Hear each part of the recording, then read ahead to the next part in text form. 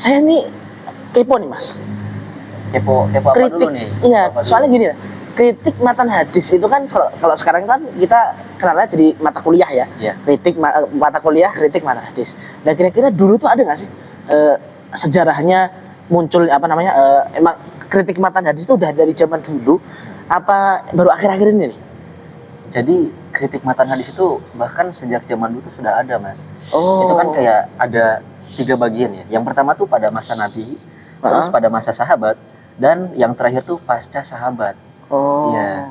Jadi yang pada masa Nabi itu para sahabat kan sering bertanya tuh langsung kepada Nabi untuk memastikan kalau riwayat itu benar. Kalau ada kesalahpahaman, Nabi langsung menjelaskan gitu. Oh, gitu.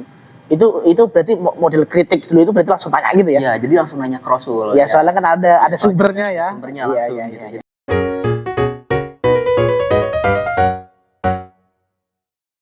Oke, Mas Imron Rukmana, assalamualaikum Mas. Waalaikumsalam. Sehat Mas ya? Alhamdulillah. Alhamdulillah sehat sekali Mas, alhamdulillah. Wah ini malam ini bakal seru banget ini ya. Soalnya ini saya bareng salah satu muhadits, masya Allah. Salah satu mahasiswa ilmu hadits, Win Salatiga semester berapa Mas? Semester 4. Semester 4 ya. Iya semester 4 ini berarti semester 5 ya. Bismillah naik semester 5. Berarti ini sedang UAS atau? Sedang ini UAS. Ini UAS. Ya, ini UAS masih. Iya, masih UAS ya. Iya. Lancar Mas UAS ya. Alhamdulillah. Susah nggak UASnya Mas? Ya, kita kan untuk kali ini kan kita disuruh podcast ya. Podcast. Sama Bapak Abdul Latif. Iya. Ya, jadi semoga aja podcastnya kita kali ini berjalan Sukses. dengan lancar. Amin ya Allah ya Rabbal Dan alamin. kasih nilai yang terbaik ya Pak. Ya semoga kita dengar juga semua podcast teman-teman semua sukses. Podcast teman-teman Iya. semuanya sukses. Amin amin. Oke. Malam ini kita bakal bahas apa nih Mas? Bahas tentang kritik matan hadis. Kritik matan hadis ya. Iya. Ya kalau saya kalau misalnya seandainya sebagai orang yang awam itu kan mungkin memahami kata kritik matan itu kan kayak Nabi kok dikritik gitu Mas. Iya nggak sih ya? Iya. Maksudnya kritik matan tuh maksudnya seperti apa sih Mas? Kritik matan tuh cara untuk menilai apakah isi hadis itu tetap autentik dan sesuai dengan ajaran Islam. Ya, jadi kita cek apakah hadis itu selaras dengan Al-Quran, terus juga masuk akal juga dan tidak bertentangan dengan fakta sejarah yang sudah jelas. Oh berarti itu kalau misalnya kita terima hadis nggak bisa langsung sembarangan terima mentah-mentah gitu ya. Kita tuh harus mempelajari ya, kita kritik gitu ya. Kita kritik dulu. Oke. Ini menarik banget ini kayaknya pemirsa ya.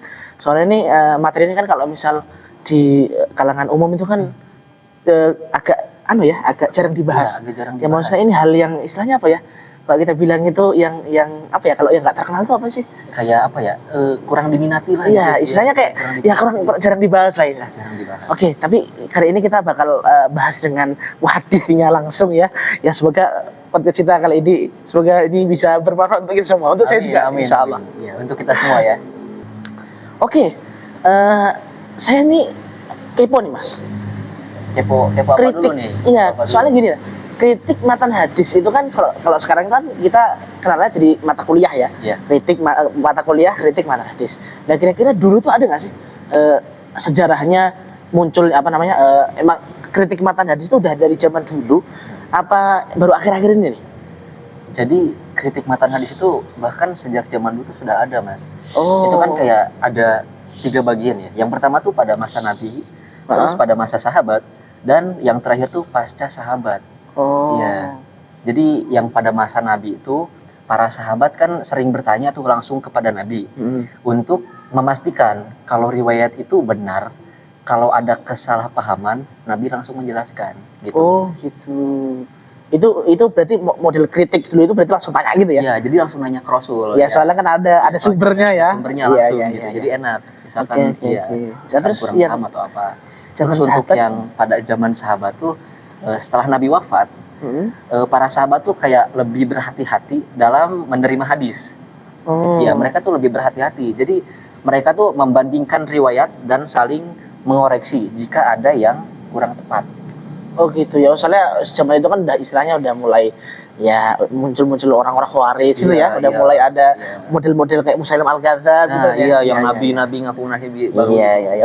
Berarti kok zamannya sahabat nih mulai ada nih, mulai kritiknya nih mulai agak Kritiknya sedikit mulai ada hati-hati ya. kritik hati-hati. Karena Nabi udah nggak ada. Iya, Iya, iya, jadi iya. Betul, betul, betul. harus lebih Nah, terus berhati-hati. yang paskanya itu Yang gimana? pasca sahabat tuh apa ya? Oh iya ini. Jadi pada masa sahabat tuh generasi tabi'in dan ulama tuh mulai menyusun metode lebih sistematika dalam menilai apa ya? Dalam menilai hadisnya gitu. Jadi kan Imam Bukhari misalnya ya, itu kan sangat ketat dalam menyeleksi hadis sahih kalau Imam Bukhari. Seperti itu. Mungkin yang saya tahu ya, karena kan tidak semuanya saya tahu pada apa ya? Oh, jadi intinya kalau zamannya setelah sahabat tuh ini ya, apa namanya? Menyaksikan tuh kalau di zaman sahabat itu kan dibandingin gitu ya. Iya dibandingin. Kalau setelah zaman sahabat tuh mulai nanti dicari-cari Iya. ya orangnya seperti apa, nanti beberapa sanad jalur sanad nanti dibandingkan gitu ya. Iya, benar. Oh iya, paham. Gitu ya pemirsa ya. Iya. Jadi ternyata apa namanya? Kritik sana tuh dari dulu udah ada berarti Mas. Cuma dulu nggak ada namanya. Iya, nggak ada namanya. Ya, dulu udah prakteknya udah ada. Prakteknya udah ada. Cuma namanya kritik matanya itu baru zaman-zaman baru zaman-zaman sekarang ini. sekarang. Oke. Oke, menarik banget ini pemirsa. Iya, oke. Nah, sekarang nih kemarin kan kita udah tahu nih tentang kalau tentang kritik itu udah ada dari zaman dulu. Iya. Nah, sekarang kan berarti kan kritik itu kan harus butuh standar kan Mas, butuh istilahnya yang disepakati hadis yang bisa diambil itu yang seperti apa gitu Mas? Standar para ulama itu seperti apa sih? Standar para ulama tuh ada beberapa hal yang penting nih. Mm-hmm. Saya bagi menjadi 4 bagian ya. Iya. Jadi ada yang sesuai dengan Al-Quran, terus tidak bertentangan dengan hadis sahih lainnya, Iya. terus juga ada yang masuk akal dan sesuai dengan prinsip Islam, dan yang terakhir tuh apa ya? Tidak bertentangan dengan fakta sejarah yang sudah diketahui. Oh, berarti yang disepakati itu yang sesuai dengan Al-Quran Iya. dan nggak bertentangan dengan hadis yang lain. Oh, gitu ya. Iya, jadi yang pertama itu Iya, kan iya, tentang iya. tidak bertentangan dengan hadis sahih lainnya. Itu yang kedua. Kalau yang pertama tuh tadi apa? Sesuai dengan Al-Quran. Al-Quran. Oh Iya, ya. sesuai dengan Yang kedua Iya. nggak ada pertentangan. Ya, jadi yang sesuai dengan Al-Quran tuh kalau bertentangan dengan ayat yang jelas, hadisnya itu patut dipertanyakan. Oh, jadi gini, kalau misal kayaknya saya pernah dengar nih. Setahu saya tuh kalau misal katanya cara bedain hadis satu dengan yang lain, kalau mau lihat ada yang misalnya hadis ini kok bertentangan nanti bisa dilihat dari bahasa juga nggak sih Mas ya? Iya, Karena bahasa Nabi itu kan masih bagus ya. Iya. Kalau bahasa orang-orang buat Orang-orang hadis itu buat kan hadis tuh nggak beda lagi. saya kayak ya hadisnya tuh jadi kayak jelek gitu ya. Iya. Kayak bahasanya jadi kayak ngaco jelek gitu ya. Iya. Itu terus yang kedua ya. Tadi yang ketiga Mas tadi? Yang kedua tuh kan bertentangan dengan Hadis yang ketiga. Yang ketiga tuh tentang masuk akal dan sesuai dengan prinsip Islam. Oh gitu. Jadi kalau nggak sesuai prinsip Islam, kayak ini bukan Islam nih. Tapi kita tolak gitu ya. Iya, benar. Ya soalnya kan benar. Islam tuh kan jelas ya Iya. ajarannya. Oke. Terus yang terakhir tadi apa? Yang terakhir tuh tidak bertentangan dengan fakta sejarah yang sudah ada, Oh gitu. Ya. yang sudah diketahui lah gitu. Ya, jadi misal kita udah tahu kalau Nabi Adam itu nikahnya sama Hawa. Terus Iya. ada hadis itu kan nikahnya Masih sama punya- Zulaiha misalnya. Itu kan bertanda sejarah. Itu, iya. Bertanda Al-Qur'an, bertanda sejarah ya. Itu Ya, benar-benar oke. Oke, paham. Oke, menarik banget ini. Oke, sekarang nih Mas. Kalau tadi kan kita bahas tentang ini ya Mas, yang sudah disepakati. Iya, sudah. Kan tentu ada tuh yang standar yang nggak disepakati ya. Iya. Nah, kalau yang disepakati tadi itu ada 4 itu, Iya. nah kalau yang disepakati itu gimana sih Mas? Ada, dan ini menarik banget nih. Misalnya ya, cara memahami hadis yang tampak bertentangan dengan Islam. Ya, jadi di situ ada ulama yang berusaha menafsirkan lebih dalam, tapi ada juga yang langsung menolaknya. Oh. Ya, terus juga kayak apakah konteks sejarah perlu diperhitungkan? Nah, di situ tuh sebagian ulama tuh menilai bahwa beberapa hadis hanya relevan di zaman Nabi. Sementara yang lain berpendapat bahwa hadis tetap berlaku universal. Oh, gitu.